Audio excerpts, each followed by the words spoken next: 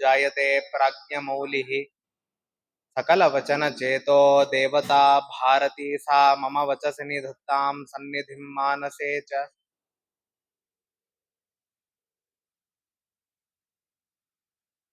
चित्रैः पतैश्च गम्भीरैः वाक्यैर्मानैरकण्ठितैः गुरुभावं व्यञ्जयन्ती भाति श्रीजयतीर्थवाक्। तपोविद्याविरक्त्यादि सद्गुणौघाकरानहं वादिराजगुरून् वन्दे हयग्रीवदयाश्रयान्। पूज्याय राघवेन्द्राय सत्यधर्मरताय च भजतां कल्पवृक्षाय नमतां कामधेनवे दुर्वादिध्वान्तरवये वैष्णवेन्दीवरेन्दवे श्रीराघवेन्द्र गुरवे नमोऽत्यन्तदयालवे मूकोऽपि यप्रसादेन मुकुन्दशयनायते राजराजायते रिक्तो राघवेन्द्रं तमाश्रये।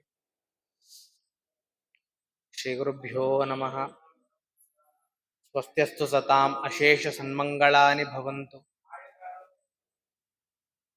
श्रीवेदान्तमहाचलं हि परितः संयोज्य सूत्राहिपम् सद्वातागमपोषितात्महृदयं तत्पूर्वपक्षासुरैः सिद्धान्तोक्तिसुरेश्वरैश्च मतितः यः कृष्णदुग्धाम्बुधिः स्वीयानाम् अमृतं प्रयच्छति समां आयात् गुणोद्यन्मणिः।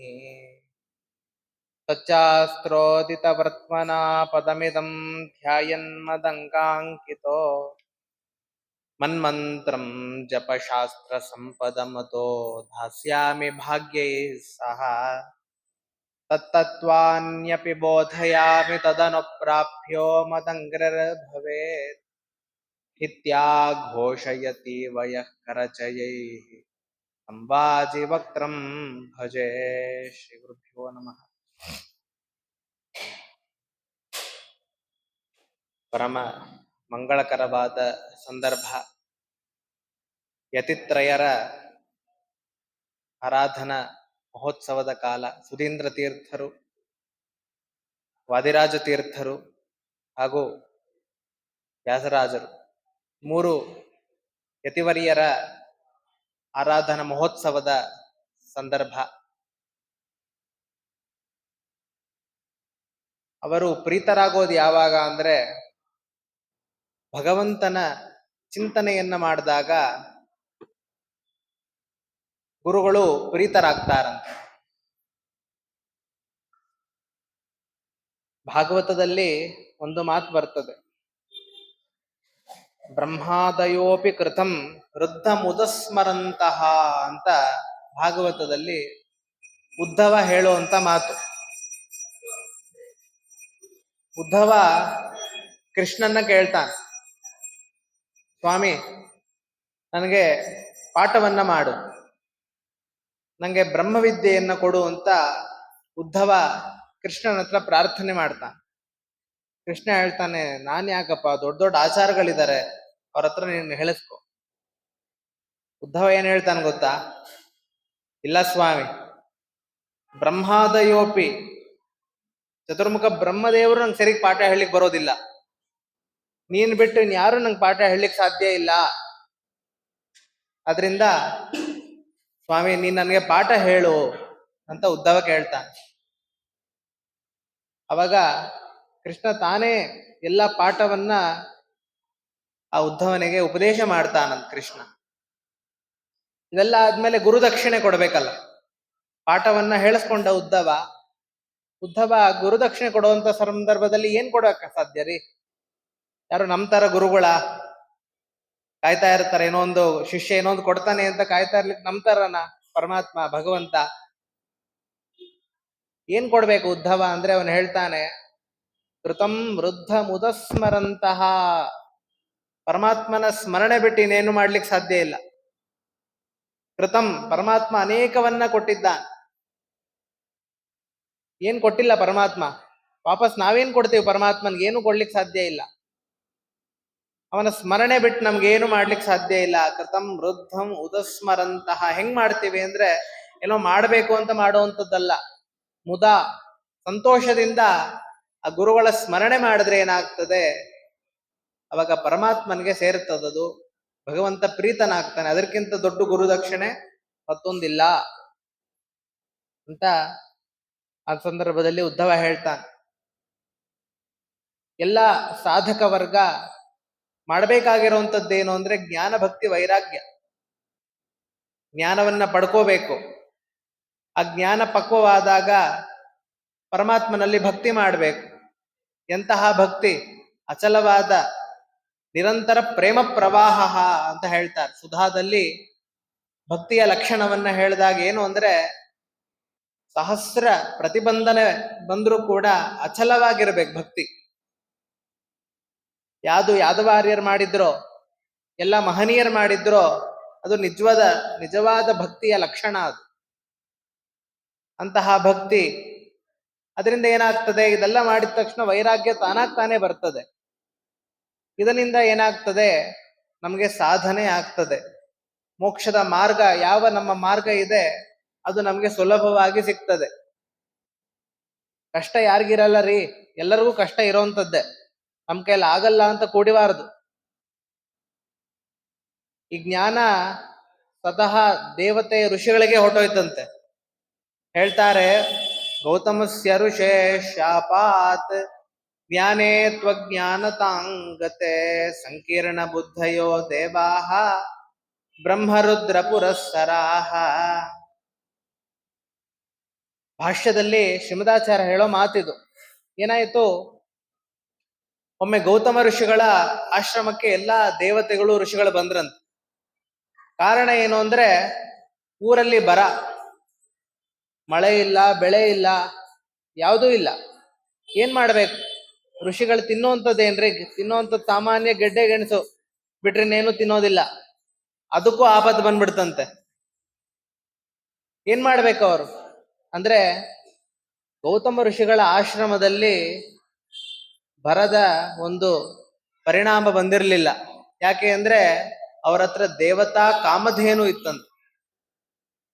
ದೇವತಾ ಸ್ವರ್ಗದಲ್ಲಿ ಇರುವಂತಹ ಕಾಮಧೇನು ಗೌತಮ ಋಷಿಗಳ ಆಶ್ರಮದಲ್ಲಿ ಇತ್ತು. ಆ ಕಾಮಧೇನು ಮಹಾತ್ಮೆ ಏನ್ ಗೊತ್ತಾ? ಕಾಮಧೇನು ನೀವ್ ಏನ್ ಕರೆದ್ರೂ ಅದ್ ಬರ್ತದೆ. ಬರೀ ಹಾಲು ಒಂದೇ ಕೊಡುವಂಥದ್ದಲ್ಲ, ನಮ್ಮ ಹಸುಗಳ ತರ ಅಲ್ಲ ಕಾಮಧೇನು ಅಂದ್ರೆ. ನೀವು ಅದಲ್ಲಿ ಮನೆ ಬೇಕು ಅಂತ ಕರೆದ್ರೆ ಕೆಸಲಲ್ಲಿ ಮನೆ ಬರುತ್ತೆ. ಒಮ್ಮೆ ಏನಾಯ್ತು, ವಿಶ್ವಾಮಿತ್ರರು ತಾವು ಬ್ರಹ್ಮರ್ಷಿಗಳಾಗೋ ಮುಂಚೆ ರಾಜರಾಗಿರುವಂತ ಸಂದರ್ಭದಲ್ಲಿ ಎಲ್ಲಾ ಸೈನಿಕರ ಜೊತೆ ಬರ್ತಿರ್ತಾರೆ. ಅಲ್ಲಿ ಒಂದು ಆಶ್ರಮ ಕಾಣ್ತದೆ. ಯಾರ ಆಶ್ರಮ ಅಂದ್ರೆ ವಸಿಷ್ಠರ ಆಶ್ರಮ. ಸರಿ, ಕೆಲವು ಕಾಲ ವಿಶ್ರಾಂತಿಯನ್ನ ಪಡೆಯೋಣ ಅಂತ ಆ ವಿಶ್ವಾಮಿತ್ರರು ಏನ್ ಮಾಡ್ತಾರೆ, ಆ ವಸಿಷ್ಠರ ಆಶ್ರಮಕ್ಕೆ ಒಳಗೆ ಹೋಗ್ತಾರೆ. ಸರಿ, ಅವ್ರು ಬಂದು ಆದರ ಉಪಚಾರಗಳನ್ನ ಮಾಡ್ತಾರೆ. ರಾಜ ಅಂದ್ರೆ ಯಾರ್ರೀ? ಸ್ವತಃ ಭಗವಂತನ ಸನ್ನಿಧಾನ ಇರ್ತದೆ ರಾಜನಲ್ಲಿ. ಸರಿ, ರಾಜ ಬಂದಿದ್ದಾನೆ ಅಂತ ವಸಿಷ್ಠರು ಏನ್ ಮಾಡ್ತಾರೆ, ಆ ವಿಶ್ವಾಮಿತ್ರನ ಕರೆದು ಎಲ್ಲ ಆಹಾರವನ್ನ ಕೊಡ್ತಾರೆ. ವಿಶ್ವಾಮಿತ್ರರು ಹೇಳ್ತಾರಂತೆ, ವಸಿಷ್ಠರೇ, ನೀವು ನನ್ಗೇನೋ ಕೊಟ್ರಿ ಸರಿ, ಆದ್ರೆ ನನ್ನ ಸೈನಿಕರನ್ನ ನೋಡ್ರಿ, ಅವ್ರೇನ್ ಮಾಡ್ಬೇಕು? ಅವ್ರು ಎಷ್ಟ್ ಜನನ್ ಬೇಕಾದ್ರೆ ಕರ್ಕೊಂಬನ್ರಿ, ನಾನು ಆಹಾರವನ್ನ ಕೊಡ್ತೀನಿ. ಹೆಂಗ್ ಕೊಡ್ತಾರೆ ಅಂತ ಜಿಜ್ಞಾಸ. ಇವರು ಅಂದ್ರೆ ವಸಿಷ್ಠರು ಸಾಮಾನ್ಯ ಋಷಿಗಳು. ಅವ್ರ ದಕ್ಷಿಣೆ ಎಲ್ಲಿಂದ ಬರ್ಬೇಕ್ರಿ? ಇಷ್ಟು ಜನ ಸೈನಿಕರಿಗೆ ಎಲ್ಲಿಂದ ಊಟವನ್ನ ಹಾಕ್ಬೇಕು ಅವ್ರು? ಸರಿ, ಏನ್ ಮಾಡ್ತಾರೆ ನೋಡೋಣ ಅಂತ ನೋಡಿದ್ರೆ, ಅಷ್ಟು ಸೈನಿಕರಿಗೆ ಅವರ ಹತ್ರ ಇತ್ತು ಕಾಮಧೇನು ಹಸು. ಆ ಕೆಚ್ಚಲಿನಿಂದ ಅಷ್ಟು ಆಹಾರ ಬಂತಂತೆ. ಇದನ್ನೆಲ್ಲ ನೋಡ್ತಾ ಇದ್ದಾರೆ ವಿಶ್ವಾಮಿತ್ರರಿಗೆ ಅನ್ಸ್ತಂತೆ, ಇಂತಹ ಹಸು ಈ ವಸಿಷ್ಠರ ಆಶ್ರಮದಲ್ಲಿದ್ರೆ ಏನು ಉಪಯೋಗ? ರಾಜರ ಹತ್ರ ಇರ್ಬೇಕಿಂತದ್ದು, ಇದನ್ನ ಕೊಡ್ರಿ ಅಂತ ಕೇಳಿದ್ರಂತೆ. ಆಗಲ್ಲ ಅಂತ ಹೇಳಿದ್ರು. ಯುದ್ಧಕ್ಕೆ ಬಂದ್ರಂತೆ. ಯುದ್ಧದಲ್ಲಿ ಅವ್ರು ಯಾವುದೇ ಅಸ್ತ್ರವನ್ನ ಹಾಕಿದ್ರು ಕೂಡ ಅಡ್ಡವಲ್ಲದಲ್ಲಿ ಅವರ ದಂಡವನ್ನ ಇಟ್ರಂತೆ. ಏನು ಮಾಡ್ಲಿಕ್ಕಾಗ್ಲಿಲ್ಲ. ಎಲ್ಲ ಸೈನಿಕರು ಬಂದ್ರು ಕೂಡ ಆ ಕೆಚ್ಚಲಿಂದ ಸೈನಿಕರು ಬಂದ್ರಂತೆ, ಆ ಕಾಮಧೇನುವಿಂದ ಸೈನಿಕರು ಬಂದ್ರು, ಯುದ್ಧವನ್ನ ಮಾಡಿ ಎಲ್ಲರನ್ನು ಸೋಲಿಸಿದ್ದಾರಂತೆ. ಅಬ್ಬಾ, ಇಂಥ ಸಾಮಾನ್ಯ ಋಷಿಗಳು ಅಂತ ತಪಸ್ಸಿಂದ ಹಂಗಾಗ್ಬೇಕಲ್ಲ ಅಂತ ಬ್ರಹ್ಮರ್ಷಿಗಳಾಗಕ್ ಹೋದ್ರು ಅವ್ರು. ಅಂತಹ ಹಸು ಅದು, ಸಾಮಾನ್ಯವಾದಂತಹ ಹಸು ಅಲ್ಲ ಅದು ಕಾಮಧೇನು. ಅದೆಲ್ಲಿತ್ತು ಅಂದ್ರೆ ಗೌತಮ ಋಷಿಗಳ ಆಶ್ರಮದಲ್ಲಿ ಇತ್ತಂತೆ. ಎಲ್ಲಾ ಕಡೆ ಬರ, ಗೌತಮ ಋಷಿಗಳ ಆಶ್ರಮದಲ್ಲಿ ಮಾತ್ರ ಯಥೇಚ್ಛವಾದ ಆಹಾರ ಇತ್ತಂತೆ. ಏನ್ ಮಾಡ್ಬೇಕು? ಎಲ್ಲಾ ಋಷಿಗಳು ಎಲ್ಲರೂ ಬಂದ್ರು, ಇಲ್ಲೇ ಇದ್ರು. ವರ್ಷಾನ್ಗಟ್ಲೆ ಆಯ್ತು, ಹೋಗ್ತಾ ಇಲ್ಲ ವಾಪಸ್. ಎಲ್ಲಾ ಕಡೆ ಮಳೆ ಬೆಳೆ ಏನೋ ಆಯ್ತು, ಹೋಗ್ತಾ ಇಲ್ಲ. ಯಾಕೆ ಅಂದ್ರೆ ನಮ್ಮ ಶಾಸ್ತ್ರದಲ್ಲಿ ಒಂದು ನಿಯಮ, ನಮ್ಮ ಮನೆಗೆ ಯಾರೋ ಒಬ್ರು ಬಂದಿರ್ತಾರೆ ಅಂತ ಇಟ್ಕೊಳ್ರಿ, ಅವರಾಗ ಅವರೇ ಬಂದಿದ್ರು ಅಂದ್ರೆ ನಮ್ಮ ಇಚ್ಛೆ, ಯಾರ ಮನೆಗೆ ಬಂದಿರ್ತಾರೋ ಅವ್ರನ್ನ ಕೇಳ್ಬೇಕಂತ, ನಾವು ಹೋಗಿ ಬರ್ಬೋದಾ ಅಂತ ಕೇಳ್ಬೇಕು. ಸರಿ, ಅವ್ರು ಹೋಗಿ ಬನ್ರಿ ಅಂತ ಹೇಳಿದ್ರೆ ಆಮೇಲೆ ಹೊರಡ್ಬೇಕು. ಇಲ್ಲ ನಾವೇ ಯಾರನ್ನೋ ಕರೆದಿರ್ತೀವಿ ಅನ್ಕೊಳ್ರಿ, ಅವ್ರ ಇಚ್ಛೆ, ಅವ್ರು ಯಾವಾಗ ಬೇಕಾದ್ರೆ ಹೋಗ್ಬೋದು. ಇದು ಶಾಸ್ತ್ರದ ನಿಯಮ. ಇಲ್ಲೇನಾಗಿತ್ತು, ಗೌತಮ ಋಷಿಗಳ ಆಶ್ರಮಕ್ಕೆ ಎಲ್ಲಾ ಋಷಿಗಳು ಅವರಾಗ ಅವರೇ ಬಂದಿರುವಂತದ್ದು ಆಶ್ರಯಕ್ಕೋಸ್ಕರವಾಗಿ. ಗೌತಮ ಋಷಿಗಳು ಹೋಗ್ರಿ ಅನ್ನೋ ತನಕ ಇವ್ರು ಯಾರು ಹೋಗೋಂಗಿಲ್ಲ. ಈ ಕಡೆ ಗೌತಮ ಋಷಿಗಳು ಹೋಗಕ್ ಬಿಡ್ತಾ ಇಲ್ಲ. ನಿಮ್ಗೇನ್ ಬೇಕು? ಏನಾದ್ರೂ ತೊಂದರೆ ಆಗ್ತಾ ಇದೆಯೇನ್ ನಿಮ್ಗೆ? ಆರಾಮಾಗಿರ್ರಿ, ನಿಮ್ಮ ಜಪ ತಪಗಳನ್ನ ಇಲ್ಲೇ ಮಾಡ್ಕೊಳ್ರಿ. ಏನಾದ್ರೂ ತೊಂದರೆ ಆಗ್ತಿದ್ರೆ ಹೇಳ್ರಿ, ಅದಕ್ಕೆ ಏನೊಂದು ಪರಿಹಾರ ಮಾಡೋಣಂತೆ. ನಿಮ್ಗೆ ಏನಾದ್ರೂ ತೊಂದರೆ ಆಗ್ತಾ ಇದೆಯಾ ಅಂತ ಗೌತಮ ಋಷಿಗಳು ಕೇಳಿದ್ರೆ ಯಾರ ಹತ್ರನೂ ಉತ್ತರ ಇಲ್ಲ. ಸರಿ, ಏನ್ ಮಾಡ್ಬೇಕು? ಅನೇಕ ವರ್ಷಗಳಾಗೋಯ್ತಂತೆ. ಅನೇಕ ವರ್ಷಗಳಾದ್ಮೇಲೆ ಅವರು ಪುಣ್ಯವನ್ನ ಹಿಂಗೆ ಬಗ್ಗಿ ನೋಡ್ತಾರ ಅವರು. ಈಗ ನಮ್ದು ಹೆಂಗೆ ಪಾಪ ಪುಣ್ಯಗಳು ಅತೀಂದ್ರಿಯವಾದದ್ದು, ನಮ್ಗೆ ಗೊತ್ತಾಗೋದಿಲ್ಲ. ಎಷ್ಟು ಪುಣ್ಯ ಇದೆ, ಎಷ್ಟು ಪಾಪ ಇದೆ ನಮ್ಗೆ ಗೊತ್ತಾಗೋದಿಲ್ಲ. ಆದ್ರೆ ಅವರೆಲ್ಲ ಋಷಿಗಳು, ಅವ್ರ ಪುಣ್ಯ ಎಷ್ಟಿದೆ, ಪಾಪ ಎಷ್ಟಿದೆ ಅಂತ ಅವರು ನಮ್ಮ ಇಂದ್ರಿಯದಿಂದ ನೋಡುವಂತವ್ರು. ಅವರು ವೇದದ್ರಷ್ಟರುಗಳು ಒಬ್ಬೊಬ್ರು ಕೂಡ. ಸರಿ, ನೋಡಿದ್ರು, ಪುಣ್ಯವನ್ನ ನೋಡ್ತಾರೆ, ಪುಣ್ಯ ಖಾಲಿ ಆಗ್ಬಿಟ್ಟಿದೆ. ಈ ಕಡೆ ಪಾಪವನ್ನ ನೋಡ್ತಾರೆ, ಪಾಪ ತುಂಬ್ಕೊಂಡ್ಬಿಟ್ಟಿದೆ. ಏನ್ ಮಾಡ್ಬೇಕು ಅಂತ ಚಿಂತೆ ಶುರು ಆಗೋಯ್ತು ಎಲ್ರಿಗೂ ಕೂಡ. ನಾವು ಮಾಡುವಂಥದ್ದು ಅಲ್ಪ ಸ್ವಲ್ಪ ತಪಸ್ಸು ನೋಡ್ರಿ, ಅದಲ್ಲೇ ಶಾಸ್ತ್ರದ ಒಂದು ರಹಸ್ಯ. ಒಬ್ರು ಅತಿಥಿಗಳ ನಮ್ಮ ಮನೆಗೆ ಬಂದ್ರು ಅಂದ್ರೆ ಅವ್ರಿಗೆ ಆದರ ಉಪಚಾರವನ್ನ ಮಾಡಿದ್ರೆ ಪುಣ್ಯ ಮಾದಾಯ ಗಚ್ಚತಿ, ಅವರ ಪುಣ್ಯವನ್ನ ನಮಗೆ ಕೊಟ್ಟು ಹೋಗ್ತಾರೆ. ಅಷ್ಟೇ ಅಲ್ಲ, ನಮ್ಮ ಪಾಪವನ್ನ ಅವ್ರು ಸ್ವೀಕಾರ ಮಾಡಿ ಹೋಗ್ತಾರೆ. ಸರಿ, ಇದೆಲ್ಲ ನೋಡಿದ್ರು ಪುಣ್ಯ ಎಲ್ಲ ಕಡಿಮೆ ಆಗ್ಬಿಟ್ಟಿದೆ, ಏನ್ ಮಾಡ್ಬೇಕು? ನೋಡಿದ್ರೆ ಈ ಕಡೆ ಗೌತಮ ಋಷಿಗಳು ಬಿಡ್ತಾ ಇಲ್ಲ. ಸರಿ, ಇವರೆಲ್ಲ ಸೇರ್ಕೊಂಡು ಒಂದು ಉಪಾಯ ಮಾಡಿದ್ರಂತ. ಅವ್ರು ಹೇಳೋ ತನಕ ಅಂತೂ ಹೋಗೋಂಗಿಲ್ಲ. ಆದ್ರೆ ಇನ್ನೊಂದು ಶಾಸ್ತ್ರದ ನಿಯಮ ಏನು ಅಂದ್ರೆ, ಯಾರು ಅಧರ್ಮವನ್ನ ಮಾಡ್ತಾರೋ ಅವ್ರ ಮನೆಯಲ್ಲಿ ನಾವಿರೋಂಗಿಲ್ಲ. ಅದು ಶಾಸ್ತ್ರದ ನಿಯಮ ಉಂಟು. ಸರಿ, ಏನ್ ಮಾಡಿದ್ರು, ಇವರೆಲ್ಲ ಸೇರ್ಕೊಂಡು ಒಂದು ಮಾಯಾ ಗೋವನ್ನ ಸೃಷ್ಟಿ ಮಾಡಿದ್ರು. ಮಾಯಾ ಗೋವನ್ನು ಸೃಷ್ಟಿ ಮಾಡಿ ಆ ಬೆಳೆಗಳ ಹತ್ರ ಬಿಟ್ರಂತೆ.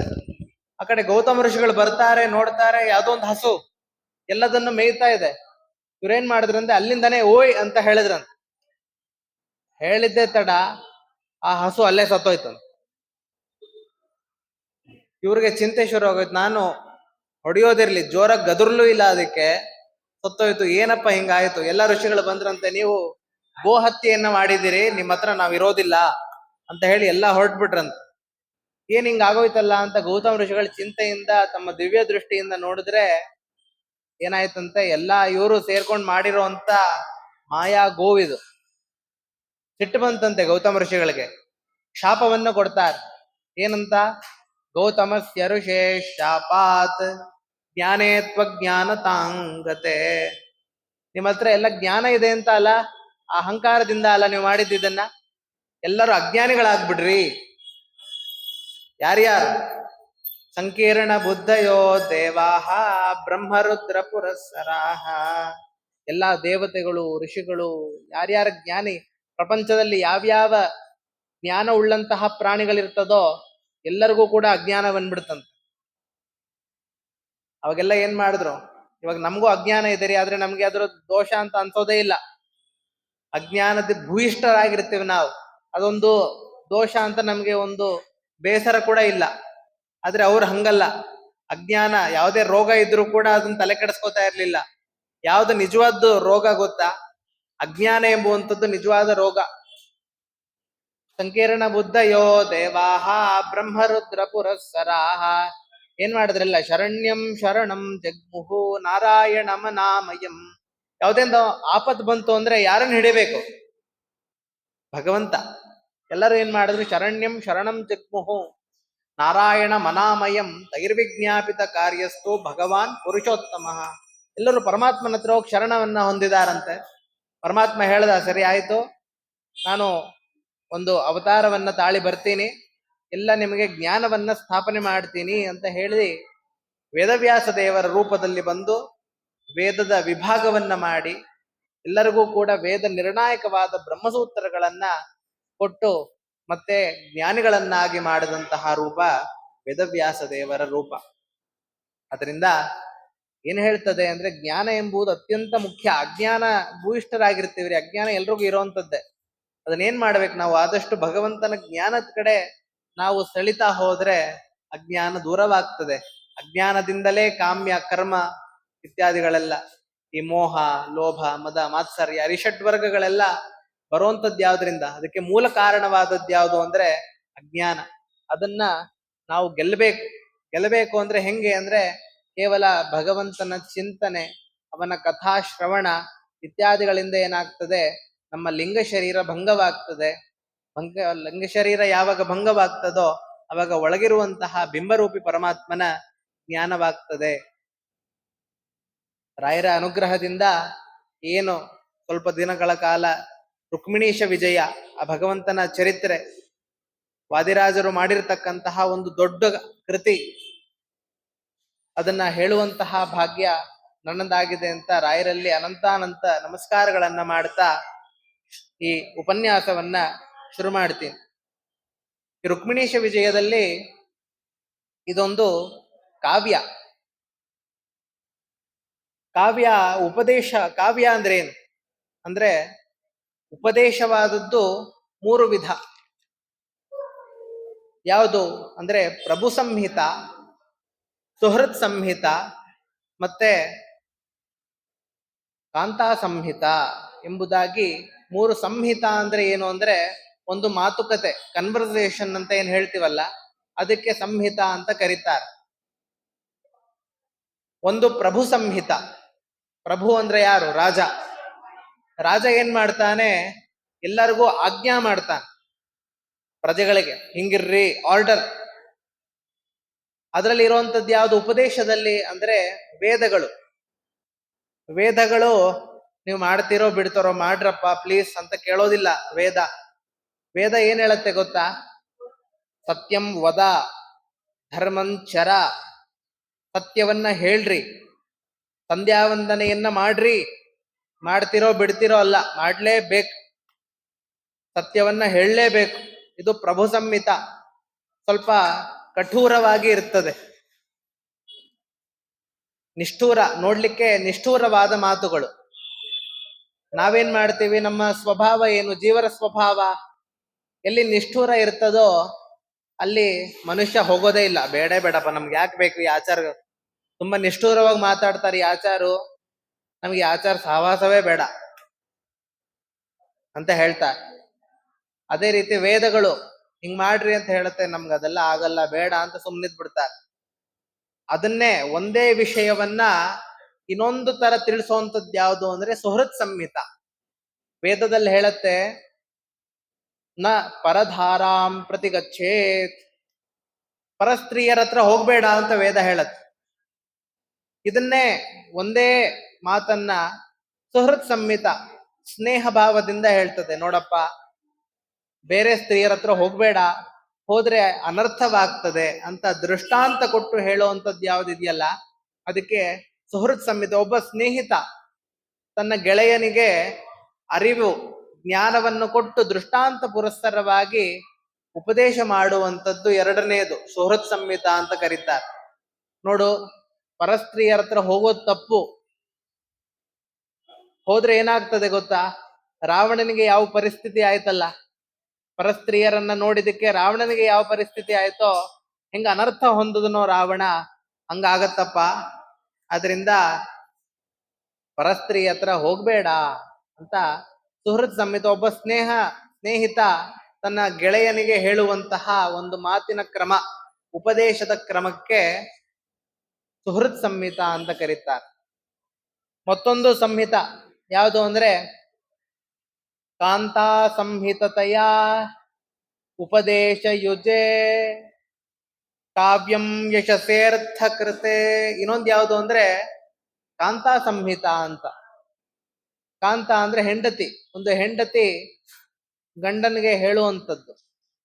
ಇವಾಗ ತಾಯಿ ಹೇಳ್ತಿರ್ತಾಳ ಮಗನಿಗೆ, ಹೋಗ ಅಂಗಡಿಯಿಂದ ಸಾಮಾನ್ ತಗೊಂಬಪ್ಪ ಅಂತ. ಆಗಲ್ಲಮ್ಮ, ಯಾರು ಹೋಗ್ತಾರೆ, ಆಗಲ್ಲ. ಪ್ಲೀಸ್ ಹೋಗೋ, ನಮ್ ಕೈಯಲ್ಲಿ ಆಗೋದಿಲ್ಲ, ಹೋಗಪ್ಪ. ಆಗಲ್ಲ ಅಂತ ಹೇಳ್ಬಿಡ್ತಾನ ಮಗ. ಸಂಧ್ಯಾ ವಂದನೆಯನ್ನು ಮಾಡೋ, ಅದೆಲ್ಲ ನನ್ ಕೈಯಲ್ಲಿ ಆಗಲ್ಲಮ್ಮ, ಕಷ್ಟ. ಅದೇ ಹೆಂಡತಿ, ರೀ ಸ್ವಲ್ಪ ಸಾಮಾನು ಬೇಕು, ತರ್ತೀರಾ? ಏನ್ ತರ್ಲಿ ಅಂತ ಹೇಳಿ ಏನ್ ಮಾಡ್ಬಿಡ್ತಾನ ಗಂಡ, ಮೊದಲು ಹೊರಟು ಬಿಡ್ತಾನ. ಹೌದೋ ಇಲ್ಲೋ? ಈ ಲೋಕದಲ್ಲಿ ನಾವು ನೋಡ್ತೇವೆ ಇದನ್ನ. ಯಾಕೆ ಅಂದ್ರೆ ಒಂದು ಆಕರ್ಷಕವಾದ ಶಕ್ತಿ ಇದೆ ಹೆಂಡತಿಯ ಮೇಲೆ, ಒಂದು ಆಕರ್ಷಣೆ. ಅವಳು ಒಂದು ಭಕ್ತಿಯಿಂದ ಪ್ರೀತಿಯಿಂದ ಹೇಳಿದ್ರೆ ಅದನ್ನ ತಿರಸ್ಕಾರನೆ ಮಾಡ್ಲಿಕ್ಕೆ ಆಗೋದಿಲ್ಲ. ಅದಕ್ಕೆ ಏನ್ ಮಾಡ್ತಾರೆ, ಅದಕ್ಕೆ ಕಾಂತಾ ಸಂಹಿತ. ಅವಳು ಏನ್ ಹೇಳಿದ್ರು ಕೇಳ್ತಿರ್ತಾನ, ಹಿಂಗ್ ಮಾಡ್ರಿ ಅಂದ್ರೆ ಮಾಡ್ತಿರ್ತಾನ. ಅದಕ್ಕೆ ಕಾಂತಾ ಸಂಹಿತ ಅಂತ ಕರೀತಾರೆ. ಈ ಕಾವ್ಯಗಳೆಲ್ಲ ಸಾಮಾನ್ಯವಾಗಿ ಕಾಂತಾ ಸಂಹಿತದಲ್ಲಿ ಇರುವಂತದ್ದು. ಸುಲಭವಾಗಿ ನಮ್ಗೆ ಅರ್ಥ ಆಗುವಂತ ಒಳ್ಳೆ ಶಬ್ದಗಳನ್ನ ಹಾಡಿ ನಮಗೆ ಉಪದೇಶವನ್ನ ಮಾಡ್ತಿರ್ತಾರೆ. ಯಾವ ಒಂದೇ ವಿಚಾರವನ್ನ, ಪರಸ್ತ್ರೀಯರ ಹತ್ರ ಹೋಗ್ಬೇಡ ಅನ್ನೋ ವಿಚಾರವನ್ನೇ ಏನ್ ಮಾಡ್ತಿರ್ತಾರೆ, ಬೇರೆ ಒಂದು ಸಂಹಿತ, ಬೇರೆ ಒಂದು ಉಪದೇಶ ಕ್ರಮದಲ್ಲಿ ನಮಗೆ ಹೇಳ್ತಿರ್ತಾರೆ. ಸುಮ್ನೆ ಒಂದು ಕಥೆ, ಕವಿಗಳು ಹೆಂಗ್ ಮಾಡ್ತಾರೆ ನೋಡ್ರಿ. ರಾಮಾಯಣದಲ್ಲಿ ಒಂದು ಪ್ರಸಂಗ ಬರುತ್ತೆ. ರಾಮಾಯಣದಲ್ಲಿ ಶ್ರೀರಾಮಚಂದ್ರ ದೇವರು ವಿಶ್ವಾಮಿತ್ರರು ಜೊತೆ ಮಿಥಿಲಾ ಪಟ್ಟಣಕ್ಕೆ ಹೋಗುವಂತಹ ಪ್ರಸಂಗ. ರಾಮಾಯಣವನ್ನ ನೋಡಿದ ಕಥೆ ಎಷ್ಟು ಭಾಗ? ವಿಶ್ವಾಮಿತ್ರರು, ಲಕ್ಷ್ಮಣ ಮತ್ತೆ ರಾಮ ಮಿಥಿಲಾ ಪಟ್ಟಣಕ್ಕೆ ಹೋದ್ರು. ಅಲ್ಲಿ ಒಂದು ಸ್ವಯಂವರ ಏರ್ಪಾಟಾಗಿತ್ತು. ಅಲ್ಲಿ ಹೋದ ಸ್ವಾಮಿ, ಅಲ್ಲಿ ರುದ್ರದೇವರ ಧನುಷ್ ಇತ್ತು, ಅದನ್ನ ಮುರಿದ, ಸೀತಾದೇವಿಯನ್ನ ವಿವಾಹ ಮಾಡಿಕೊಂಡ ಅನ್ನೋದು ಇಷ್ಟು ಕಥೆ. ಇದು ಒಬ್ಬ ಕವಿ ಹೆಂಗೆ ವರ್ಣನೆ ಮಾಡ್ತಾನೆ ನೋಡ್ರಿ. ದಾರಿಯಲ್ಲಿ ಮಿಥಿಲಾ ಪಟ್ಟಣಕ್ಕೆ ಹೋಗುವಂತ ಸಂದರ್ಭದಲ್ಲಿ ಏನಿತ್ತಂತೆ, ಒಂದು ಆರ್ಚ್ ಇತ್ತಂತೆ. ಒಂದು ಪಟ್ಟಣದ ಪ್ರಾರಂಭದಲ್ಲಿ ಒಂದು ಸುಂದರವಾದ ಪುತ್ತಳಿಕಗಳಿತ್ತಂತೆ. ಹೆಂಗ್ ಹೋದ್ರು ಅಂದ್ರೆ, ಮೊದಲು ವಿಶ್ವಾಮಿತ್ರರು ಹೋದ್ರಂತೆ, ಅದರ ಹಿಂದೆ ಶ್ರೀರಾಮಚಂದ್ರ ದೇವರು, ಶ್ರೀರಾಮಚಂದ್ರ ದೇವರ ಹಿಂದೆ ಲಕ್ಷ್ಮಣ ದೇವರು. 3 ಜನ ಏನ್ ಮಾಡ್ತಾ ಇದ್ದಾರೆ, ಒಂದೇ ಪಕ್ಕದಲ್ಲಿ ಹೋಗ್ತಾ ಇಲ್ಲ, ಒಬ್ರಿಂದೇ ಒಬ್ರು ಹೋಗ್ತಾ ಇದ್ದಾರಂತೆ. ಸರಿ, ಅವಾಗ ತಾನೇ ಅಹಲ್ಯ ಉದ್ಧಾರವನ್ನ ಮಾಡಿದ್ದ ಶ್ರೀರಾಮಚಂದ್ರ. ಕಲ್ಲನ್ನ ತನ್ನ ಪಾದದಿಂದ ಸ್ಪರ್ಶ ಮಾಡಿ ಅಹಲ್ಯೆಯನ್ನ ಉದ್ಧಾರ ಮಾಡಿರುವಂತ ಕಥೆ ಏನಾಗಿತ್ತು, ಎಲ್ಲಾ ಕಡೆ ವೈರಲ್ ಆಗಿತ್ತಂತ. ಶ್ರೀರಾಮಚಂದ್ರ ದೇವರು ಅಂತ ಒಬ್ರು ಇದಾರಂತೆ, ದಶರಥನ ಪುತ್ರ, ಮಹಾನ್ ಭಾವ. ದಾರಿಯಲ್ಲಿ ಬರುವಂತ ಸಂದರ್ಭದಲ್ಲಿ ಯಾವುದೋ ಒಂದು ಕಲ್ಲನ್ನ ಸ್ಪರ್ಶ ಮಾಡಿದ್ರಂತೆ. ಸ್ಪರ್ಶ ಮಾಡಿದ್ದೇ ತಡ ಆ ಕಲ್ಲು ಒಂದು ಬಾಲೆ ಆದ್ಲಂತೆ. ಬಾಲೆ ಆಗಿದ್ದೇ ತಡ ಅವಳಿಗೆ ಉದ್ಧಾರವನ್ನು ಮಾಡಿದ್ನಂತೆ ಸ್ವಾಮಿ ಶ್ರೀರಾಮಚಂದ್ರ ದೇವರ ಅಂತ ಎಲ್ಲಾ ಕಡೆ ವೈರಲ್ ಆಯ್ತಂತ. ಸರಿ, ಅದೆಲ್ಲ ಮುಗಿಸ್ಕೊಂಡು ಮಿಥಿಲಾ ಪಟ್ಟಣಕ್ಕೆ ಬರುವಂತ ಸಂದರ್ಭದಲ್ಲಿ ಏನಾಯ್ತಂತೆ, ಒಂದು 20-30 ಜನ ಹುಡುಗರು ಆ ಬಾರ್ಡರ್ ಅಲ್ಲಿ ನಿಂತಿದ್ದಾರಂತೆ. ಏನಾಯ್ತು, ಲಕ್ಷ್ಮಣನಿಗೆ ಚಿಂತೆ ಶುರು ಆಯ್ತಂತೆ. ಅಣ್ಣ, ಒಂದು 20-30 ಜನ ಯುದ್ಧಕ್ಕೆ ನಿಂತು ಬಿಟ್ಟಿದ್ದಾರೆ. ಅವ್ರು ಯುದ್ಧಕ್ಕೆ ನಿಂತಿರೋದಷ್ಟೇ ಅಲ್ಲ, ಅವ್ರ ಕೈಯಲ್ಲಿ ಕಲ್ಲುಗಳಿದೆ ಅಣ್ಣ. ಏನು ಬಾರ್ಡರ್ ಡಿಸ್ಪ್ಯೂಟ್, ಈ ದೇಶದವ್ರಿಗೆ ಆ ದೇಶದವ್ರಿಗೆ ಆಗಲ್ವೇನೋ, ಅದಕ್ಕೆ ಈ ದೇಶದಿಂದ ಯಾರಾದ್ರೂ ಬರ್ತಿದ್ರೆ ಯುದ್ಧ ಮಾಡ್ತಾರೇನೋ, ಕಲ್ಲಿಂದ ಹೊಡಿತಾರೇನೋ, ಆತರ ಒಂದು 20-30 ಜನ ಯುವಕರು ಅಲ್ಲಿ ನಿಂತು ಬಿಟ್ಟಿದ್ದಾರೆ. ಏನ್ ಮಾಡ್ಬೇಕು ಗೊತ್ತಾಗ್ತಾ ಇಲ್ಲ ಅಂತ ಲಕ್ಷ್ಮಣ ಶ್ರೀರಾಮಚಂದ್ರ ದೇವರಿಗೆ ಹೇಳ್ತಾನೆ. ರಾಮದೇವ್ರು ಹೇಳ್ತಾರಂತೆ, ಲಕ್ಷ್ಮಣ ದುಡುಕ್ಬೇಡ, ಫಸ್ಟ್ ಹೋಗಿ ವಿಚಾರಿಸೋಣ ಏನು ಅಂತ. ಯಾವ್ದು ಗೊತ್ತಿಲ್ಲದೆ ಸುಮ್ನೆ ಏನೋ ಒಂದು ಮಾಡಕ್ ಹೋದ್ರೆ ತೊಂದರೆ ಆಗತ್ತೆ. ಫಸ್ಟ್ ನಾವು ವಿಚಾರಿಸೋಣ ಏನಾಗ್ತಾ ಇದೆ, ಯಾತಕ್ಕೋಸ್ಕರ ನಿಂತಿದ್ದಾರೆ, ಕಲ್ಲು ಇಟ್ಕೊಂಡು ನಿಂತು ಬಿಟ್ಟಿದ್ದಾರೆ, ಯಾತಕ್ಕೆ ವಿಚಾರಿಸೋಣ ಅಂತ ಹತ್ರ ಹೋಗಿ ಕೇಳಿದಾಗ ಅವ್ರು ಹುಡುಗರು ಹೇಳ್ತಾರಂತೆ, ನೀವು ಶ್ರೀರಾಮಚಂದ್ರ ದೇವರಲ್ವಾ? ಹೌದು, ನಾನೇ ಶ್ರೀರಾಮಚಂದ್ರ. ಏನಾಗ್ಬೇಕಾಗಿದೆ?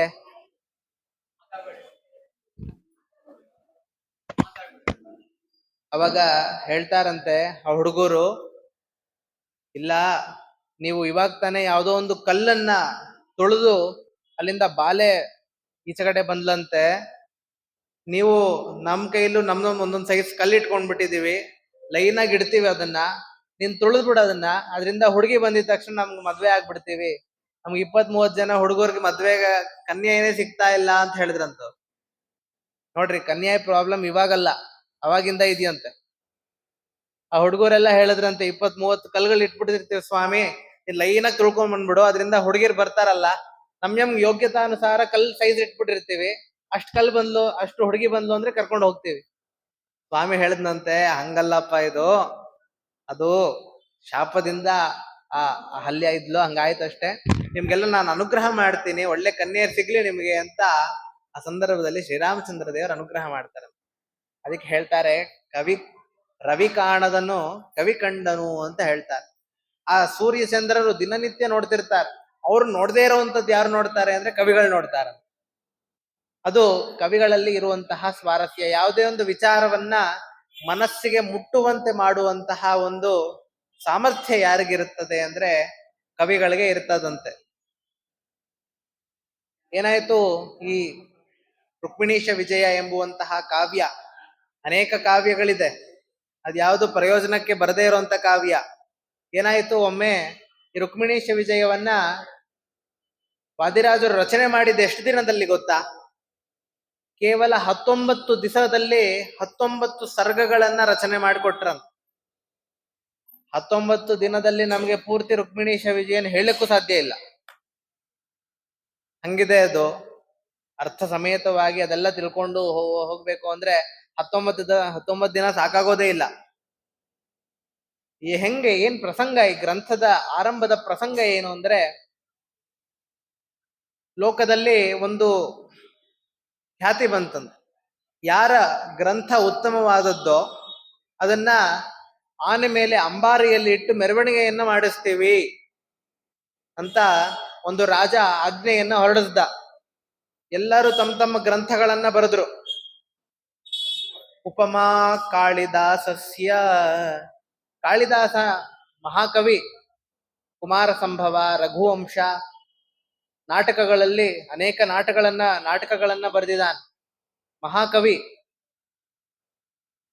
ಅವನೇನು ಯಾವುದ್ರಲ್ಲಿ ಪ್ರಸಿದ್ಧ? ಉಪಮಾ, ಹೋಲಿಕೆ. ಯಾವುದೇ ಒಂದು ಹೇಳಿದಾಗ ಅದಕ್ಕೊಂದು ಹೋಲಿಕೆ ಕೊಡ್ತಾರಲ್ಲ, ಇದರಂತೆ ಅಂತ. ಅದಲ್ಲಿ ಕಾಳಿದಾಸ ಎತ್ತಿದ ಕೈ. ಅವನಂತಹ ಉಪಮಾ ಯಾರು ಕೊಡ್ಲಿಕ್ಕೆ ಸಾಧ್ಯ ಇಲ್ಲ. ಇದೊಂದಾದ್ರೆ ಉಪಮಾ ಕಾಳಿದಾಸಸ್ಯ ಭಾರವೇ ಹೇ ಅರ್ಥ ಗೌರವಂ, ಒಂದು ತೂಕದ ಮಾತು. ತೂಕದ ಮಾತು ಹೇಳಬೇಕು ಅಂದ್ರೆ ಯಾರು ಅಂದ್ರೆ ಭಾರವಿ. ಅವನು ಮಹಾಕವಿ. ಆ ಭಾರವಿ ಏನ್ ಮಾಡ್ತಿದ್ದ, ತನ್ನ ಗ್ರಂಥದಲ್ಲಿ ತೂಕವಾದ ಮಾತುಗಳನ್ನ ಇಡ್ತಿದ್ದ, ಆದ್ರೆ ಉಪಮಾ ಇರ್ತಿರ್ಲಿಲ್ಲ. ತೂಕದ ಮಾತು ರಘುವಂಶದಲ್ಲಿ ಕಾಳಿದಾಸ ಬರ್ದಿದ್ರಲ್ಲಿ ಇರ್ತಿರ್ಲಿಲ್ಲ, ಅವನು ಉಪಮಾ. ಇದು ತೂಕದ ಮಾತು, ಅರ್ಥ ಗೌರವ. ಮತ್ತಿನ್ನೊಬ್ಬ ಇದ್ದ, ದಂಡಿನ ಪದಲಾಲಿತ್ಯಂ, ದಂಡಿ ಅಂತ ಒಬ್ಬ ಕವಿ. ಅವನು ಗ್ರಂಥದಲ್ಲಿ ಯಾವ ಪ್ರಸಿದ್ಧವಾದದ್ದು ಅಂದ್ರೆ ಪದಲಾಲಿತ್ಯ. ಆ ಪದಗಳ ಜೋಡಣೆ ಕೇಳಿದ್ರೆ ಕೇಳ್ತಾ ಇರ್ಬೇಕು ಅನ್ಸ್ತಾ ಇತ್ತಂತ, ಹಂಗಿರ್ತಿತ್ತು ಪದದ ಜೋಡಣೆ. ಆದ್ರೆ ಅವನ ಗ್ರಂಥದಲ್ಲಿ ಉಪಮಾ ಇರ್ತಿರ್ಲಿಲ್ಲ, ಅರ್ಥ ಗೌರವ ಇರ್ತಿರ್ಲಿಲ್ಲ. ಆದ್ರೆ ಪದಲಾಲಿತ್ಯ, ಆ ಪದದ ಜೋಡಣೆ ಸ್ವಾರಸ್ಯವಾಗಿ ಮಾಡ್ತಿದ್ನಂತ. ಸರಿ, ಒಂದ್ರಲ್ಲಿ ಒಂದಿದ್ರೆ ಇನ್ನೊಂದಿರೋದಿಲ್ಲ, ಆದ್ರೆ ಎಲ್ಲವೂ ಇರುವಂತದ್ದು ಯಾವುದು? ತ್ರಯೇ ಮಾಘೇ ಸಂತೆತ್ರಯೋ ಗುಣಾಹ. ಮಾಘ ಅಂತ ಒಬ್ಬ ಕವಿ, ಅವನ ಗ್ರಂಥಗಳಲ್ಲಿ ಉಪಮಾ ಇರ್ತಾ ಇತ್ತು, ಪದಲಾಲಿತ್ಯ ಇರ್ತಾ ಇತ್ತು, ಅರ್ಥ ಗೌರವ ಇರ್ತಾ ಇತ್ತು. ಅದರಿಂದ ಏನ್ ಮಾಡ್ಬಿಟ್ರು, ತಾನು ಬರ್ದಿರುವಂತಹ ಗ್ರಂಥ ಯಾವ್ದು? ಶಿಶುಪಾಲ ವಧ. ಶಿಶುಪಾಲ ವಧವನ್ನ ಏನ್ ಮಾಡ್ಬೇಕು, ಮೆರವಣಿಗೆ ಮಾಡ್ಬೇಕು ಅಂತ ನಿಶ್ಚಯ ಆಯ್ತಂತ. ಈ ವಿಷಯ ವಾದಿರಾಜ ತೀರ್ಥರ ಶಿಷ್ಯರಿಗೆ ಬಂತು. ಅವ್ರು ಬಂದ್ರು, ಗುರುಗಳೇ, ಎಂತ ಕಲಿಗಾಲ ಬಂದ್ಬಿಟ್ಟಿದೆ ನೋಡ್ರಿ. ಅವ್ರ ಶಿಷ್ಯರು ಈಗಿನ ಕಲಿಗಾಲ ನೋಡ್ಬಿಟ್ರೆ ಇನ್ನು ಏನೇ ಹೇಳ್ತಿರ್ತಿರೋ ಗೊತ್ತಿಲ್ಲ. ಅದಕ್ಕೂ ಅವಾಗ್ಲೇ ಏನ್ ಹೇಳಿದ್ರು, ಎಂತ ಕಲಿಯುಗ ಬಂದ್ಬಿಟ್ಟಿದೆ. ಅವನು ಶಿಶುಪಾಲ ವಧವನ್ನ ಮೆರವಣಿಗೆ ಮಾಡ್ತಾರಂತೆ. ಆನೆ ಮೇಲಿಟ್ಟು ಅಂಬಾರಿಯಲ್ಲಿಟ್ಟು ಮೆರವಣಿಗೆ ಮಾಡ್ತಾರಂತೆ. ಇದು ಎಷ್ಟು ದೊಡ್ಡ ಅವಮಾನ ಇದು ನಮ್ಮ ಮಾಧ್ವ ಸಮಾಜಕ್ಕೆ. ನಾವು ಏನೋ ಒಂದು ಮಾಡ್ಬೇಕು.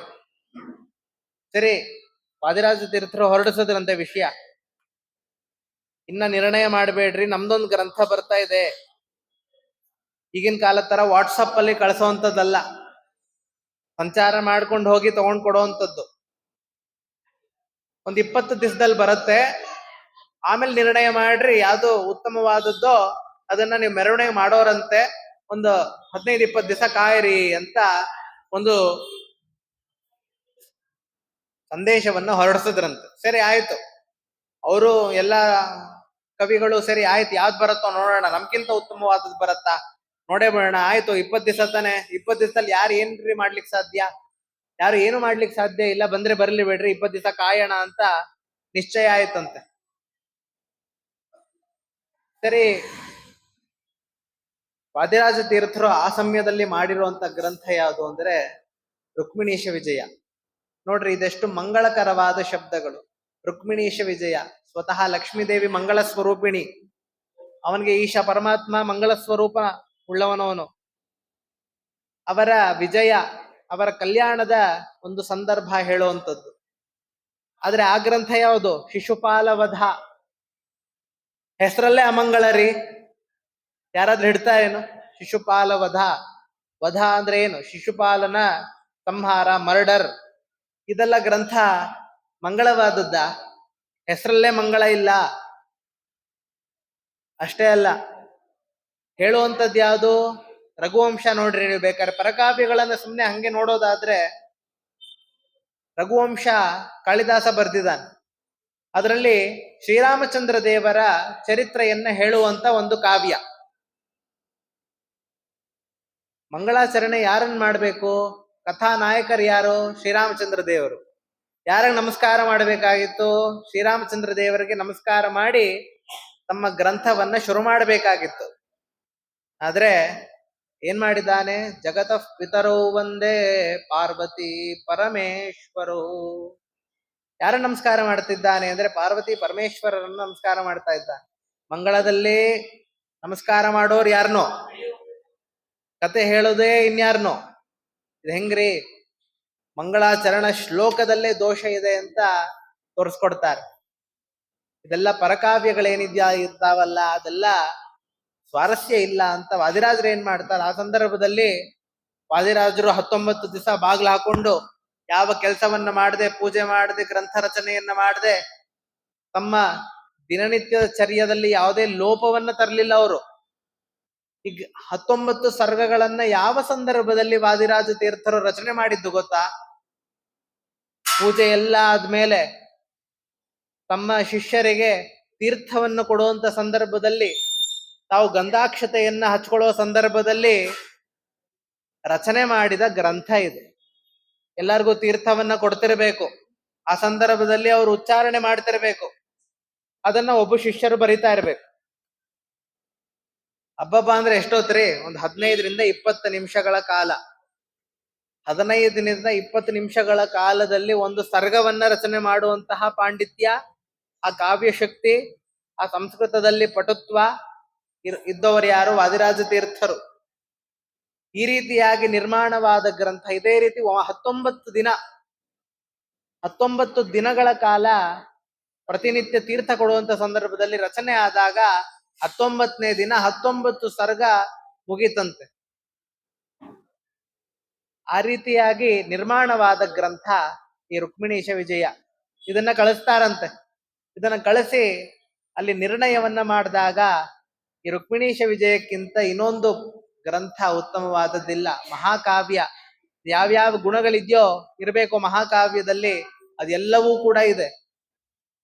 ರಾಜ ಬೆರಗಾಗೋದ್ನಂತೆ, ಇಂಥ ಗ್ರಂಥ ಹೆಂಗ್ರಿ ಮಾಡ್ಲಿಕ್ಕೆ ಸಾಧ್ಯ ಅಂತ ಹೇಳಿ ಏನ್ ಮಾಡ್ತಾನೆ, ಆ ಸಂದರ್ಭದಲ್ಲಿ ಆ ಆನೆ ಮೇಲೆ, ಅಂಬಾರಿಯ ಮೇಲೆ ಆ ರುಕ್ಮಿಣೀಶ ವಿಜಯವನ್ನ ಇಟ್ಟು ಆ ಕಾಲದಲ್ಲಿ ಮೆರವಣಿಗೆ ಮಾಡ್ತಿರ್ತಾರಂತೆ. ಅದು ರುಕ್ಮಿಣೀಶ ವಿಜಯಕ್ಕಿರುವಂತಹ ಒಂದು ವೈಭವ.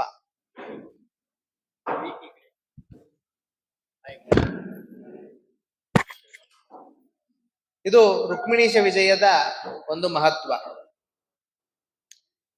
ಯಾವುದೇ ಒಂದು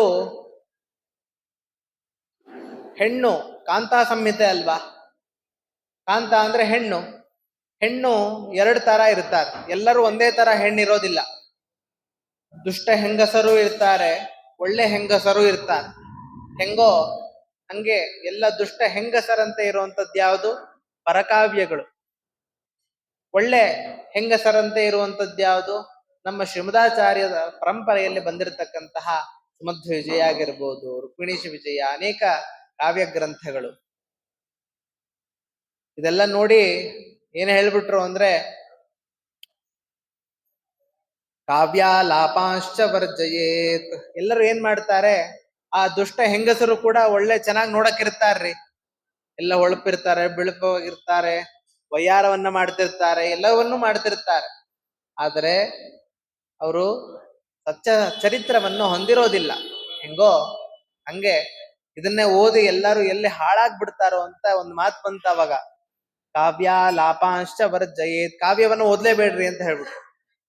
ಯಾತಕ್ಕೆ ಅಂದ್ರೆ ಓದೋದಿದ್ರೆ ಇದನ್ನು ಓದಿ ಹಾಳಾಗ್ತಾರೆ, ಅದೇ ಸಂಸ್ಕಾರಗಳು ಬಂದ್ಬಿಡತ್ತೆ, ಅದರಿಂದ ಓದೋದೇ ಬೇಡ ಅಂತ ಹೇಳ್ಬಿಟ್ರು. ಆದ್ರೆ ಈ ರುಕ್ಮಿಣೀಶ ವಿಜಯಂತಹ ಒಳ್ಳೆ ಸಚ್ಚರಿತ್ರೆ ಉಳ್ಳಂತಹ ಗ್ರಂಥಗಳು ಬಂದಾಗ ಇದು ಅವಶ್ಯವಾಗಿ ಪಠನೀಯ. ಇದು ಕೇವಲ ಕಾವ್ಯ ಅಲ್ಲ, ಇದು ಶಾಸ್ತ್ರ, ಪರಮಾತ್ಮನ ಚಿಂತನೆಯನ್ನ ಬರೆಸುವಂತಹ ಭಾಗವತದ ದಶಮಸ್ಕಂದದ ವ್ಯಾಖ್ಯಾನ ರೂಪವಾಗಿರುವಂತಹ ಕೃಷ್ಣ ಚರಿತ್ರೆ ಒಳಗೊಂಡಿರುವಂತಹ ಈ ಕಾವ್ಯ ಎಲ್ಲರೂ ಅವಶ್ಯವಾಗಿ ಶ್ರವಣ ಮಾಡಲೇಬೇಕಾದದ್ದು, ಪಠನ ಮಾಡಲೇಬೇಕಾದದ್ದು.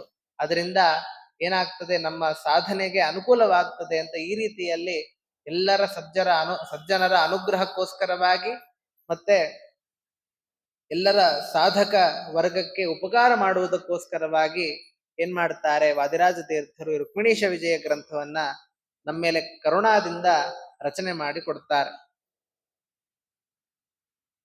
ಇದರಲ್ಲಿ ಒಳಗೊಂಡಿರುವಂತಹ ವಿಚಾರ ಯಾವುದು ಅಂದ್ರೆ ಶ್ರೀಕೃಷ್ಣ ಪರಮಾತ್ಮನ ಚರಿತ್ರೆ. ಅಂತ್ಯದಲ್ಲಿ ರುಕ್ಮಿಣಿ ಕಲ್ಯಾಣದ ಪರ್ಯಂತವಾಗಿ ಇರುವಂತದ್ದು.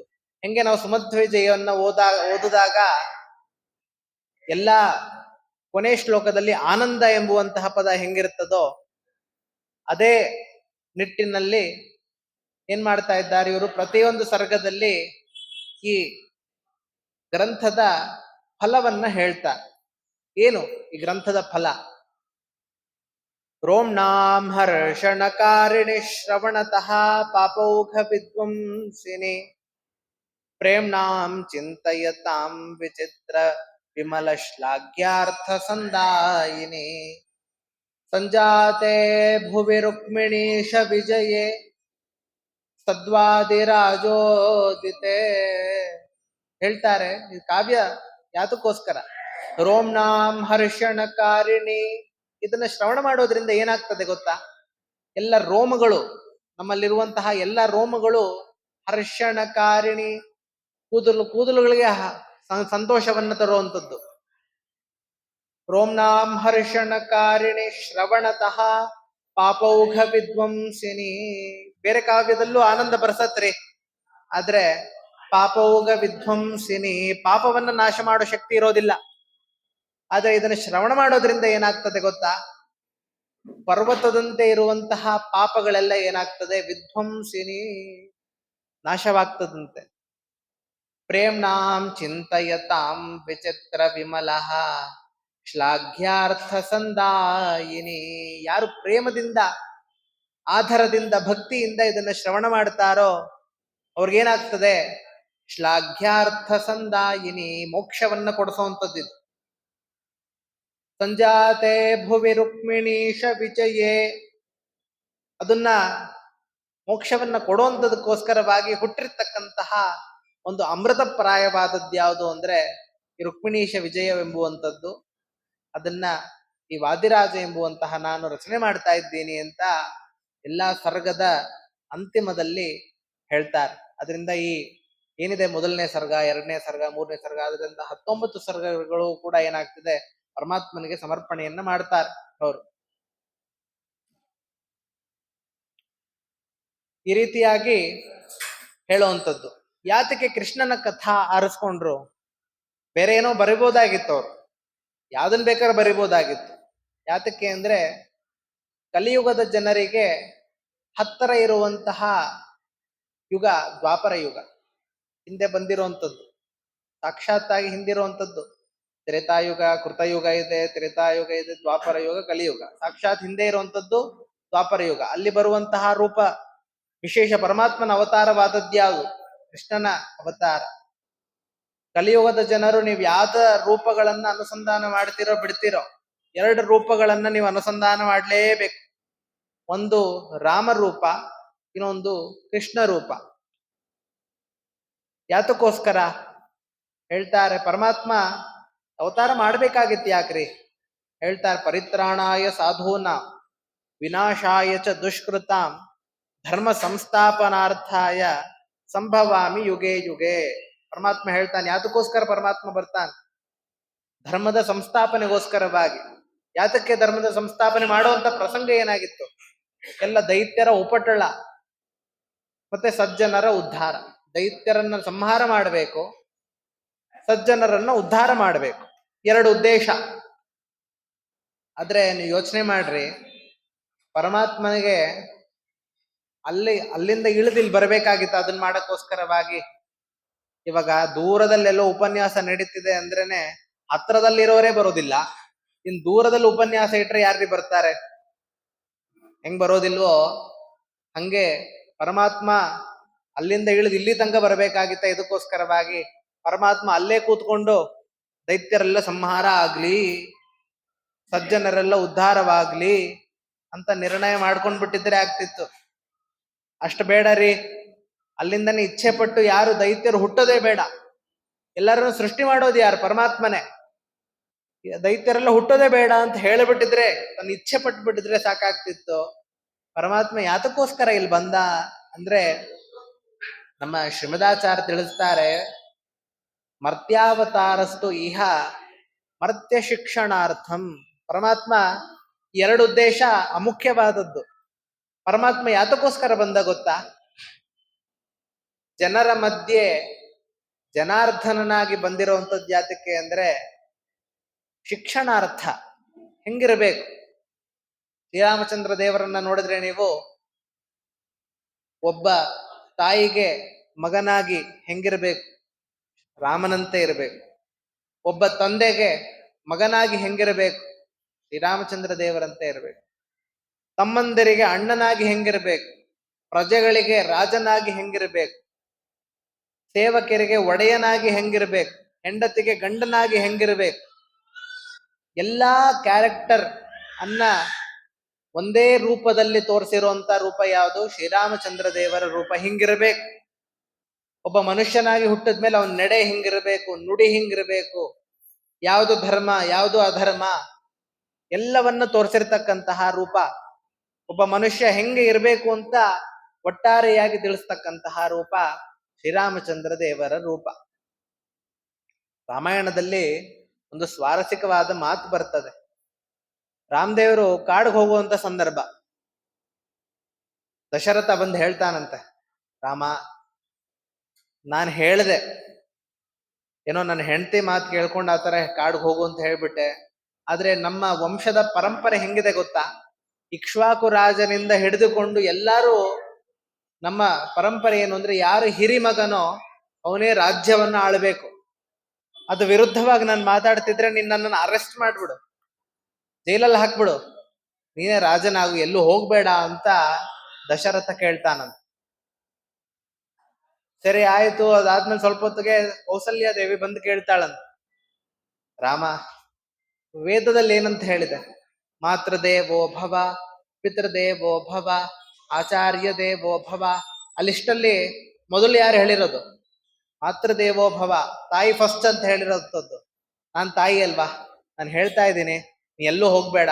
ನಿನ್ ತಂದೆ ಆತರ ಹೇಳಿದ್ರೆ ತಂದೆನ ಒಳಗ ಹಾಕ್ಬಿಡು, ನೀನೇ ರಾಜ್ಯಭಾರವನ್ನ ಮಾಡು ರಾಮ ಅಂತ ತಾಯಿ ಕೇಳಿದಾಗ ರಾಮದೇವ್ರೊಂದು ಉತ್ತರವನ್ನ ಕೊಡ್ತಾರಂತ. ಸ್ವಾರಸ್ಯವಾದ ಉತ್ತರ ನೋಡ್ರಿ. ಒಬ್ಬ ಮನುಷ್ಯ ಹೆಂಗಿರ್ಬೇಕು ಅಂತ ತೋರ್ಸ್ಕೊಡಕ್ಕೋಸ್ಕರವಾಗ ಆ ಸಂದರ್ಭದಲ್ಲಿ ರಾಮ ಏನು ಉತ್ತರ ಕೊಡ್ತಾನೆ ಗೊತ್ತಾ? ಅಮ್ಮ, ನೀನ್ ಹೇಳಿರುವಂತದ್ ಮಾಡ್ತೀನಿ, ನಿನ್ ಮಾತಿಗೆ ಇಲ್ಲ ಅಂತ ನಾನು ಹೇಳೋದೇ ಇಲ್ಲ. ಆದ್ರೆ ಯಾವ್ದು ಫಸ್ಟ್ ಯಾವ್ದು ಮೊದಲು ಯಾವ್ದು ಹೇಳಿದ್ರು ಅಪ್ಪ? ಅಪ್ಪ ಮೊದ್ಲೇನ್ ಹೇಳಿದ್ರು? ಕಾಡ್ಗೆ ಹೋಗು ಅಂತ ಹೇಳಿದ್ರಲ್ವಾ? ಪಿತೃವಾಕ್ಯ ಪರಿಪಾಲನೆ ಮಾಡುವಂಥದ್ದು ನನ್ನ ಕರ್ತವ್ಯ ಅಲ್ಲ, ನೀನು ಹೇಳಿರುವಂತದ್ದು ಮಾಡ್ತೀನಿ, ಕಾಡ್ಗೆ ಹೋಗಿ ಬರ್ತೀನಿ, ಬಂದಿದ ತಕ್ಷಣ ರಾಜ್ಯ ಭಾರವನ್ನು ಮಾಡ್ತೇನೆ ಅಂತ ಈ ರೀತಿಯಾಗಿ ಶ್ರೀರಾಮಚಂದ್ರ ದೇವರು ಸ್ವರಸಿಕವಾಗಿ ಉತ್ತರವನ್ನ ಕೊಡ್ತಾರಂತ. ನಮ್ದು ಅದೇ ಸಂದರ್ಭ ನಮ್ಗೆ ಬಂದಿದ್ರೆ ಏನ್ ಮಾಡ್ತಿದ್ವಿ ರೀ? ನಮಗೆ ಒಬ್ರು ಕೇಳಿದ್ರು, ಆಚಾರ್ಯ ಎರಡು ಮಠಗಳಲ್ಲಿ ವಿರೋಧ ಬರ್ತಾ ಇದೆ, ನಮ್ಗೆ ಯಾವತ್ತು ಏಕಾದಶಿ? ನಾವು ಕೇಳಿದ್ವಿ, ನಮ್ ಪ್ರಕಾರ ಇವತ್ ಮಾಡ್ಬೇಕ್ರಿ. ಅವ್ರೇನ್ ಮಾಡ್ಬಿಟ್ಟಿದಾರೆ ಗೊತ್ತಾ? ಎಲ್ಲಾ ಕಡೆ ವಿಚಾರಿಸ್ಕೊಂಡ್ ಬಂದಿದ್ದಾರೆ, ಅವ್ರಿಗೆ ಯಾವತ್ ಅನುಕೂಲನೋ ಅವತ್ತು ಆಚರಣೆ ಮಾಡಿದ. ಕೇಳೋದು ಯಾತಕ್ಕೆ ಅಂದ್ರೆ, ಈ ಆಚಾರ ಆದ್ರೂ ನಮ್ಮ ಪರವಾಗಿ ಹೇಳ್ತಾರೇನೋ, ನಮ್ಮ ಪರವಾಗಿ ಹೇಳಿದ್ರೆ ಅದನ್ನ ಸ್ವೀಕಾರ ಮಾಡ್ಬಿಡೋಣ ಅಂತ.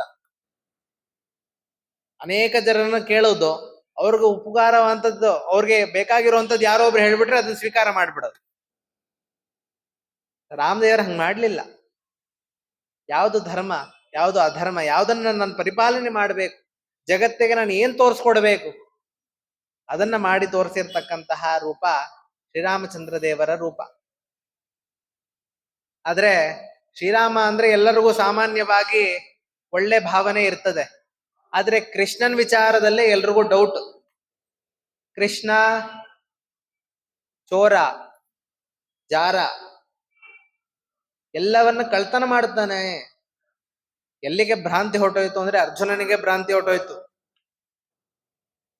ಇಂದ್ರ, ಸಾಕ್ಷಾತ್ ಇಂದ್ರ, ಅವನ್ಗೆ ಭ್ರಾಂತಿ ಹೊಟ್ಟೋಯ್ತು. ಇನ್ ನಾವೆಲ್ಲ ಎಲ್ಲಿ?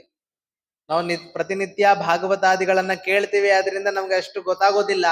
ಯಾರೇ ಒಬ್ರು ಗೊತ್ತಿಲ್ಲದೆ ಇರೋಂಥವ್ರಿಗೆ ಕೇಳಿ, ಕೃಷ್ಣ ಯಾರ್ರೀ? ಅವನೊಬ್ಬ ಕಳ್ಳ, ಜಾರ. ಎಷ್ಟು ಜನ? 16,108 ಜನ ಹೆಂಡತಿಯರು.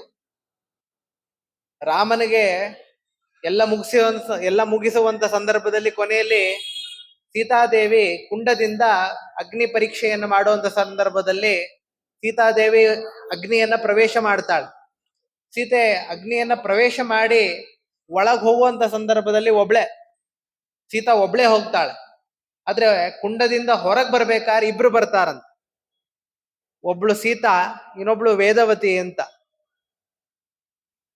ಯಾರಿದು ಅಂದ್ರೆ, ಅವಳು ಅನೇಕ ವರ್ಷಗಳ ತಪಸ್ ಮಾಡಿರ್ತಾಳೆ. ಲಕ್ಷ್ಮೀ ದೇವಿದೆ ಇನ್ನೊಂದು ರೂಪ. ಅವಳು ತಪಸ್ ಮಾಡಿರ್ತಾಳಂತ, ಭಗವಂತನನ್ನೇ ನನ್ ಗಂಡನಾಗಿ ಪಡಿಬೇಕು ಅಂತ. ಸೀತಾದೇವಿ ಹೇಳ್ತಾಳೆ, ಇವಳನ್ನ ಸ್ವೀಕಾರ ಮಾಡು ರಾಮ ಅಂತ. ಅಂಗೀಕುರು ಗೋವಿಂದ,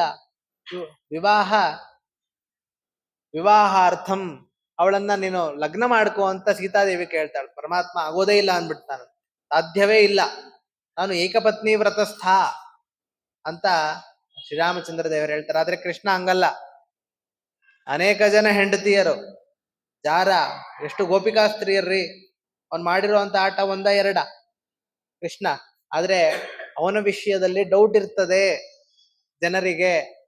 ಅದಕ್ಕೋಸ್ಕರವಾಗಿ ನಾನು ಏನ್ ಮಾಡ್ತೀನಿ, ಆ ಕೃಷ್ಣನ ಕಥೆಯನ್ನ ಆರಿಸಿಕೊಂಡು ಸಜ್ಜನರಿಗೆ ಉಪದೇಶವನ್ನ ಮಾಡ್ತೀನಿ. ನೀವು ತಿಳ್ಕೊಂಡಿರುವಂತದ್ದು ತಪ್ಪು. ಭಗವಂತನ ಅನೇಕ ರೂಪಗಳು, ಅವನು ಯಾವ್ದು ಮಾಡಿದ್ರು ಕೂಡ ಅವನ ಹೆಂಡತಿಯರೇ ಎಲ್ಲರೂ ವಿವಾಹ ಆಗ್ತಾರೆ ಅಂದ್ರೆ ಅವರಲ್ಲಿ ನಿಂತು ಯಾರು ವಿವಾಹ ಆಗೋದು ಅಂದ್ರೆ ಸಾಕ್ಷಾತ್ ಲಕ್ಷ್ಮೀನಾರಾಯಣರ ವಿವಾಹ. ಅಷ್ಟು ಜನ ಮಾಡಿದ್ರು ಜಾರತ್ವ ಪರಮಾತ್ಮನಿಗೆ ಇಲ್ಲ ಎಂಬ ಇತ್ಯಾದಿ ಅನೇಕ ವಿಷಯಗಳನ್ನ ಏನ್ ಮಾಡ್ತಾರೆ ವಾದಿರಾಜರು, ಅದನ್ನೇ ಆರಿಸ್ಕೊಂಡು ಎಲ್ಲ ಜನರಿಗೆ ಇನ್ನ ಹತ್ರ ರೂಪವಾದದ್ದು ಯಾವುದು ಅಂದ್ರೆ ದ್ವಾಪರ ಯುಗ, ಅಲ್ಲಿ ಅವತಾರವಾಗಿರುವಂತ ರೂಪ ಕೃಷ್ಣನ ರೂಪ. ಅದನ್ನ ಉಪದೇಶ ಮಾಡ್ತೀನಿ ಅಂತ ಏನ್ ಮಾಡ್ತಾರೆ, ಆ ಕೃಷ್ಣನ ಕಥೆಯನ್ನ ಆರಿಸಿಕೊಂಡು ಹೇಳ್ತಾರಂತೆ.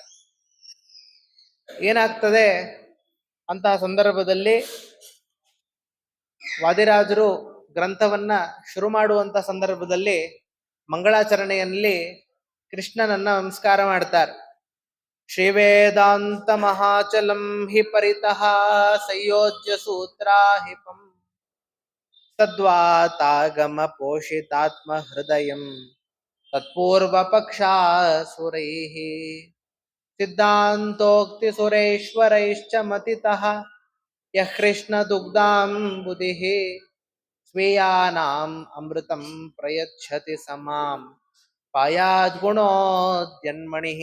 ಪರಮಾತ್ಮ ಶ್ರೀವೇದಾಂತ ಮಹಾಚಲಂ ಹಿ ಪರಿತಃ. ಈ ವೇದಾಂತಗಳು ಶಾಸ್ತ್ರಗಳೆಲ್ಲ ಏನಿದೆಯಲ್ಲ ಅದೇ ದೊಡ್ಡ ಪರ್ವತ. ಅದರ ಸುತ್ತಲೂ ಸೂತ್ರಾಹಿಪಂ ಬ್ರಹ್ಮಸೂತ್ರಗಳೆಂಬುವಂತಹ ಹಗ್ಗವನ್ನು ಕಡಿದು ಮಾಡಿದಾಗ ಹೆಂಗೆ ಅಮೃತ ಬಂತೋ ಹಿಂಗೆ ಎಲ್ಲ ಸತ್ಯಾಸ್ತ್ರ ಬ್ರಹ್ಮಸೂತ್ರಗಳಿಂದ ಆ ದೊಡ್ಡ ಪರ್ವತವನ್ನ ಕಡ್ದಾಗ ಏನಾಗ್ತದೆ, ಅಮೃತಪ್ರಾಯವಾದಂತಹ ನಿರ್ಣಯ ಬರ್ತದೆ.